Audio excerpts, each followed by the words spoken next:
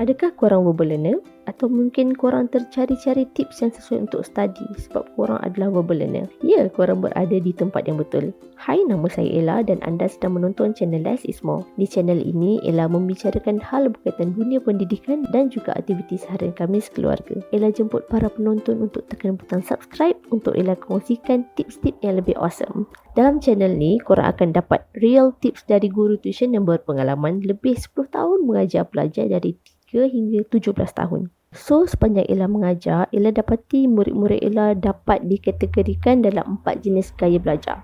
Iaitu, pertama gaya belajar verbal, kedua gaya belajar kinestetik, ketiga gaya belajar visual dan keempat adalah gaya belajar auditori. Jika korang berminat untuk tahu lebih lanjut, korang boleh klik link yang ada di description kat bawah. Ramai daripada kita mempunyai lebih daripada satu gaya belajar yang dominan sebab otak manusia sangat unik dan mempunyai pelbagai kelebihan. Jika korang adalah guru ataupun korang tercari-cari cara yang sesuai untuk bantu pelajar korang skor, korang boleh cuba tonton video-video kaedah belajar yang lain. Dengan apply tips ni, korang akan dapat bantu pelajar korang yang ada pelbagai jenis gaya belajar yang lain untuk dapat optimum result. Tanpa buang masa lagi, jom kita mulakan. Belajar gaya verbal juga dikenali sebagai linguistic learner. Untuk kita kenali mereka dalam kategori ini, mereka suka bercakap. Cakap dan terus bercakap. Diorang suka berbual, suka bergosip, suka conquer mikrofon. Pantang ada peluang buka mulut. Memang suara diorang je lah kita boleh dengar. Kosakata yang mereka miliki juga sangat luas. Dan ramai golongan polyglot ataupun bahasa mudahnya, orang yang mahir bertutur dalam pelbagai bahasa adalah tergolong dalam kategori pelajar gaya verbal. Diorang senang nak catch up perkataan sebab otak mereka dah didesain untuk mudah ingat perkataan baru. Bagi mereka, word games macam sahiba, teka silang kata, tongue twist adalah makanan diorang. Sebab dari permainan semacam ni, diorang dapat asah skill bahasa diorang. Mereka juga genius dalam membuat puisi, pantun, sajak dan lagu, even dialog. Sebab dalam minda diorang dapat susun atur perkataan dengan rapi sambil jadi satu karya seni. Secara peribadinya, Ella sangat kagum dengan bakat Tan Sri P. Ramlee, Dato' M. Nasir dan juga Samsul Yusof miliki. 3 figura Malaya ni adalah antara anak seni yang sangat bijak menyusun kata. Lihat saja cerita Bujang Lapuk, lagu Wings, Search dan juga cerita KL Gangster. Kesemua karya mereka lekat dalam minda kebanyakan orang yang pernah tonton dan dengar lagu-lagu tu kan. Dan dalam group discussion, mereka lebih selesa jadi yang dominan. Mereka rasa janggal untuk duduk diam tanpa buat apa-apa. Orang macam ni bagus kalau kita bawa pergi majlis. Dia akan pecahkan kesunyian dan jadi popular. Majlis tak akan sepi dengan kehadiran mereka. Sifat mereka yang happy-go-lucky juga membuatkan orang di sekeliling mereka rasa selesa. Pun begitu, masih ada sisi gelap untuk mereka. It's not really gelap, it just untuk part ni mereka perlukan alternatif sebab ini bukan kepakaran diorang. Kita akan dapati mereka ada sedikit kesukaran untuk memahami fakta dalam bentuk carta, graf dan juga gambar. Struggle untuk baca carta yang rumit. Mereka perlukan seseorang untuk bantu mereka jelaskan carta itu supaya mereka dapat faham. Kedua, mereka ada kesukaran untuk mengeja. Ya, memang antara bercakap, berceloteh. Tapi untuk mereka betul-betul kuasai ejaan, diorang perlu usaha lebih sikit.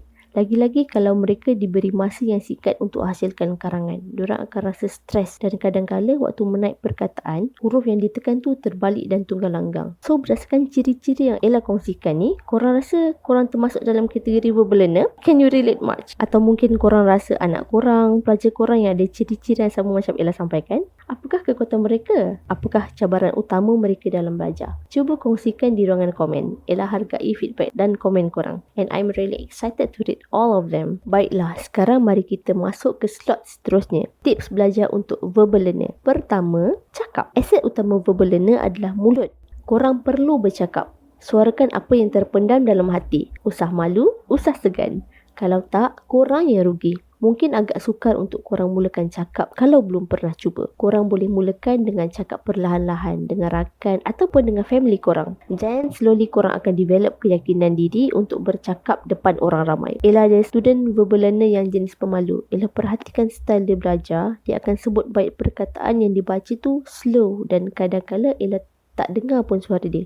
Tapi nampak dia gerakkan mulut. Dan Ella tanya, kenapa mulut awak kumat kamit tadi? Dia jawab, dia cakap bila dia buat macam tu, dia jadi lebih faham tentang apa yang dia belajar. So, Ella galakkan verbal learner untuk tiru cara ini waktu tengah study. Tips kedua, join study group. Macam yang tadi Ella cakap, kelebihan korang adalah bercakap. Jadi ambil peluang untuk join study group. Kat situ korang dapat member yang dah ada mindset untuk saling bertukar-tukar idea waktu buat discussion. Nanti group study yang korang join tu akan jadi group yang aktif dan tak bosan. Banyak kebaikan bila join study group ni. Bila kita tukar-tukar idea dengan kawan, kita akan dapat maklumat ekstra. Kita boleh kuasai sesuatu topik dengan lebih mudah dan mendalam bila kita adakan perbincangan. Now kita masuk tips yang ketiga. Gunakan perisian speech to text ataupun dikenali sebagai dictation software. Software ini sangat memudahkan golongan verbal learner. Nak tahu kenapa? Bila korang guna software ni, korang dah jimat berpuluh-puluh jam masa korang nak eja satu persatu perkataan. Pada awal video tadi, Ella ada cakap orang verbal ni ada kesulitan untuk mengejakan. So, this software is super duper relevant for us. Ada banyak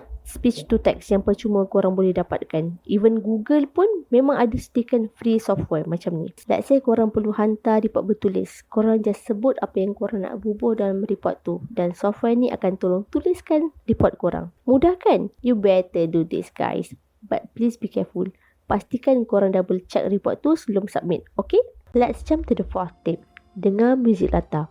Tips ni juga sesuai untuk kalangan pelajar gaya visual. Dengan adanya muzik latar, korang akan lebih fokus masa study dan juga buat assignment. Korang just search dekat music for study kat YouTube. Ada macam-macam jenis muzik yang disediakan. Pilih je mana-mana yang korang suka. Ella dari zaman study sampai sekarang adalah pelanggan tetap YouTube. Music for study adalah antara favourite music video yang Ella kerap dengar. Once telinga kita dengar bunyi-bunyi yang indah, ia akan merangsang otak kita untuk digest info yang kita baca dengan lebih efektif. Oh ya, korang jangan pilih muzik yang ada lirik sekali kat video tu sebab ia akan menjadi gangguan fokus semasa korang sedang study. Cukup dengan buka muzik yang slow. Then you guys just need to enjoy the ride. Serious talk, 3 jam study tu korang rasa macam singkat sangat. Tips kelima, buat lagu. Kosakata yang korang dah kuasai dah macam kamus. Banyak. Why not korang cuba untuk buat lirik lagu yang sedang korang study. Bila dijadikan lagu, mudah untuk korang ingat terma-terma yang jarang korang guna dalam daily life korang. Contohnya, korang nak hafal pasal proses fotosintesis. Ada banyak sub-proses seperti Kevin cycle, light reaction dan kompaun-kompaun kimia yang korang kena hafal. Bila korang jadikan lagu, korang akan dapat buat satu jalan cerita yang lebih jelas dan mudah untuk korang faham. Waktu exam nanti, lagu yang korang cipta akan bermain-main di otak korang. Then, you guys akan dapat tulis sebab korang dah master dalam proses fotosintesis tu.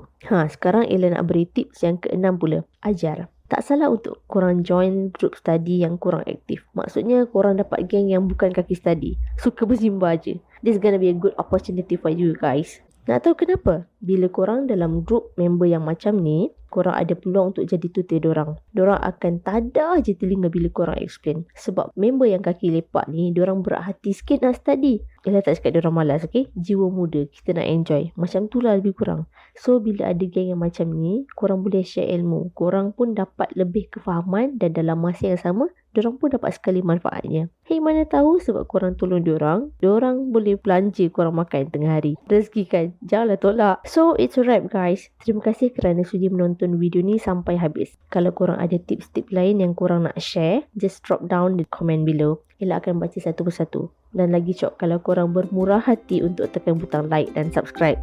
So here we go. Saya Ella dan anda sedang menonton channel Less is More.